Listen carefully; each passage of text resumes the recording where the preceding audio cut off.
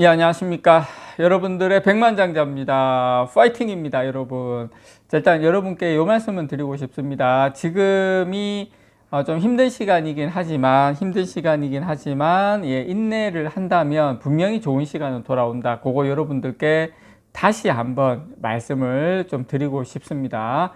자, 오늘, 왜 이렇게 좀 흔들리는지에 대한 근본적인 분석을 한번 가보도록 하겠습니다. 자, 일단 여러분 SK 하이닉스부터 좀 보여드리면, SK 하이닉스 좀 부탁드립니다 말씀하셨는데, 지금 이유가 여러분 뭐 제가 이유 좀 이따 하나씩 풀어드리겠지만, 자, 일단 SK 하이닉스는 이 위치 13만 한 3천 원 정도, 13만 2,500원, 여기가 또 강한 지지대가 될 것으로 기대는 하고 있습니다. 뭐 일시적으로 이탈을 할 수도 있겠지만 이 부분에서 지금 흔들리고 있는 모습인데, 자, 아니 요 가격대가 왜 강하게 지지를 할 거라고 보시죠? 이게 저항선이기도 하지만 이게 조금 길게 보시면, 자, SK 하이닉스 일봉입니다. 길게 보시면 저 앞에 또 두 개의 봉우리가 보이시죠? 예, 저 고점이 또 지금의, 예, 어떤 지지선이 또 같이 선을 쭉 그어보면 약간 그런 어떤 지지선이 되지 않을까 기대를 해봅니다. 뭐 삼성전자 차트 여러분 뭐 오늘 안 보여드리는 게 뭐 정신건강에 좋지 않겠습니까? 오늘 뭐 SK 하이닉스 한 3.5% 가까이 빠지는 거에 그냥 이렇게 다 지금 요 상황이 요렇구나 하고 요 정도 아시면 되고, 뭐 HBM 이런 거 아닙니다, 여러분. 그렇게 이해를 하시면 되고, 그냥 반도체주가 빠지는구나. 물론 제가 여러 가지 이유를 오늘 여러분께 설명을 좀 드리겠지만, 자, 일단 요것부터 하나하나 가보도록 할게요. 오늘 요 이야기는 여러분들께서 나름 큰 그림을 그리는데 좀 도움이 되실 거라 생각이 듭니다.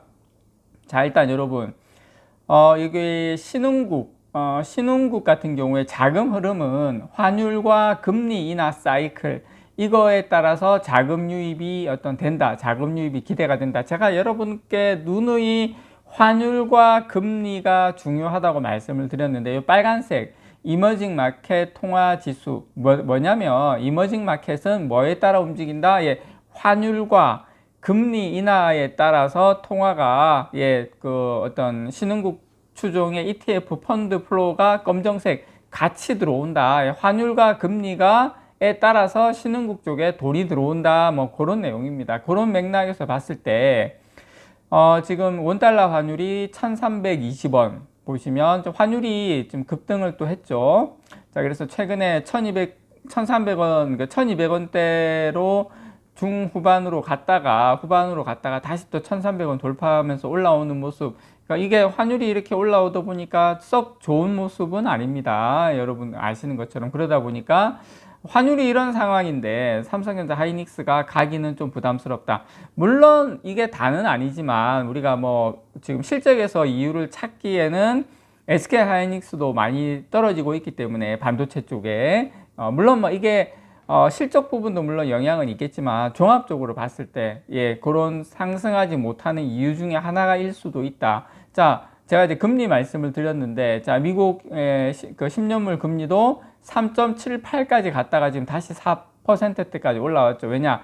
금리 인하가 생각보다 그렇게 빠르지는 않을 거야. 원래 3월달 인하에서 다시 이제 분위기가 한 5월달은 되어야지 인하가 되지 않을까. 뭐 그런 이야기가 나오고 있는 부분, 이런 것들이 종합적으로 주가의 상승을 좀 짓누르는, 거기에다가 뭐 삼성전자 실적 부분도 있고 하기 때문에 좀 그런 부분은 있었다고 여러분께서 이런 흐름, 물론 뭐 제가 요걸 뭐 정확하게 요거 때문입니다 하고 하기는 그렇지만 어떤 단기적으로 급격하게 올라가기에는 뭔가 좀 꺼림직한 그런 부분들이 좀 남아있다. 중동 문제라든지 그렇게 여러분들께서 그런 흐름을 좀 보시면 될 것 같고요. 그럼에도 불구하고 중국 쪽 이야기 보면 지금 중국의 인민은행 그 저우란 통화정책국장이 어젠가 이야기했는데, 외신에서 보니까 신화통신과의 인터뷰에서 지급 준비율 인하 그리고 경기 부양 정책 사용 가능성 이런 언급을 하면서 올해 2분기, 3분기 넘어가면서 또 긍정적인 이야기를 합니다. 그래서 삼성전자가 지금 못 가는 이유가, 하이닉스도 마찬가지지만 중국 쪽의 어떤 그런 리스크도 분명히 같이 있다고 생각합니다. 그게 이제 여러 가지 환율이라든지 뭐 금리나 이런 거하고는 조금 별개이긴 하지만 같이 맞물려 있다라고 보고, 자, 그리고 삼성전자 자체 말씀을 좀 드리자면 이번에 4분기 실적 부진은 반도체 그다음에 뭐 모바일, 그다음에 가전 이런 쪽으로 종합적으로 이런 영향이 있었다고 봅니다. 이게 메모리 반도체 부문에서는 디램하고 낸드 모두 30% 중반의 높은 출하 증가율을 기록했어요. 그러니까 지금 증권가에서 뭐 4조 간다, 5조, 3조 넘는다 이랬던 게 출하량이 많았어요. 출하량이 많았기 때문에 이 정도면 괜찮지 않을까 이렇게 생각을 했지만, 오래된 재고의 판매 증가, 그러니까 재고가 쌓여 있던 거에 대한 판매 증가에 따라서 ASP 상승률이 디램은 한 10%대 초중반, 낸드는 한 10%요 수준에 머물다 보니까, 그러니까 이렇게 제값 받고 많이 판 게 아니라 거의 밀어내기식 재고 어떤 할인 이런 개념으로 여러분께서 좀 이해를 하시면 될 것 같다. 그렇게 이번에 출하는 많이 됐지만 가격은 그렇게 좋지 못했구나, 그렇게 보시면 될 것 같고, 모바일 부문에서는 스마트폰 출하량이 전분기 대비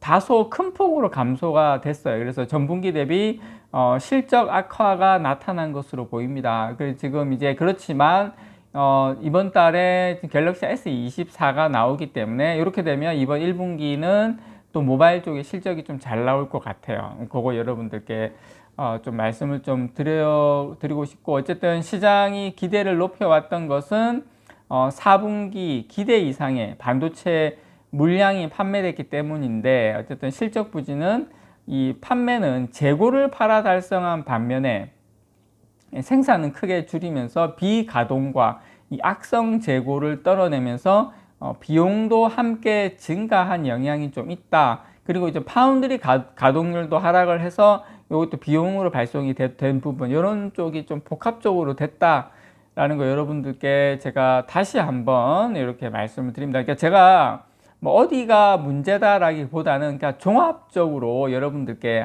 지금 시장의 흐름과 함께 환율 금리와 함께 뭐 수급도 꼬이면서 이런 부분들이 좀 있었지 않았나 이렇게 제가 말씀을 드립니다. 그래서 이번 1분기는 IT 세트 수요의 계절적인 비수기입니다. 그래서 메모리를 포함해서 반도체 전반의 실적이 그렇게 썩 좋지는 않을 수도 있다. 하지만 여러분들께 말씀드리고 싶은 건, 주가는 이번 1분기를 보고 가는 게 아니라 2분기, 3분기를 보고 가죠. 하지만 이제 2분기 이후에 이 세트 성수기와 디램 재고 정상화가 맞물리면서 본격적으로 메모리 실적이 저는 증가하고 전사 실적을 이끌 것으로 보입니다. 뭐 제뿐만 아니라 여러 증권사 리포터도 그렇게 이야기하고 있어요. 그래서 1분기에 디램 부문의 어떤 영업이익률은 20% 수준으로 개선이 되고, 낸드 부분의 영업적자율은 10%대 중후반으로 축소될 것으로 보입니다. 그래서 메모리 반도체 부문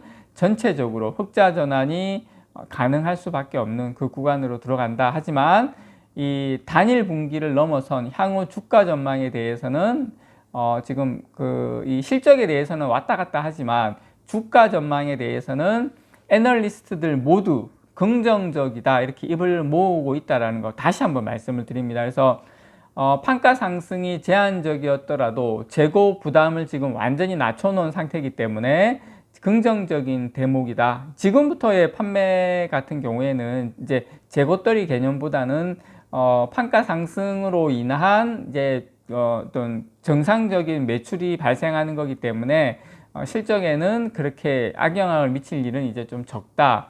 어쨌든 재고 정상화와 맞물려 메모리 판가 상승, 디램의 흑자 전환, 그리고 HBM3의 본격적인 실적 기여, 이런 것 등을 감안하면 저는 실적 회복 속도는 더 가팔라질 가능성이 높다. 그래서 조금 아쉬운 부분이 있었지만 여러분들께서 지금은 조금 힘을 내셔야 될 타이밍이다. 그렇게 여러분들께 다시 한번 말씀을 좀 드리고요. 어쨌거나 저쨌거나 여러분들께 요거 다시 한번 보여드리면, 우리가 이제 우리는 삼성전자 기업은 글로벌 정말 뭐 10대 기업 이렇게 들어가지만 우리나라는 신흥국입니다, 여러분. 그래서 자금이 오려면 이런 환율이라든지 환율이 좀 하향 안정되고 금리도 본격적으로 하향 안정되면 자금이 좀 들어온다라는 거, 여러분 기본적으로 우리가 수급적인 측면을 또 고려를 안 할 수가 없기 때문에 이 부분은 여러분들께 말씀을 좀 드립니다. 이상 여러분들의 백만장자였습니다. 사랑합니다, 여러분.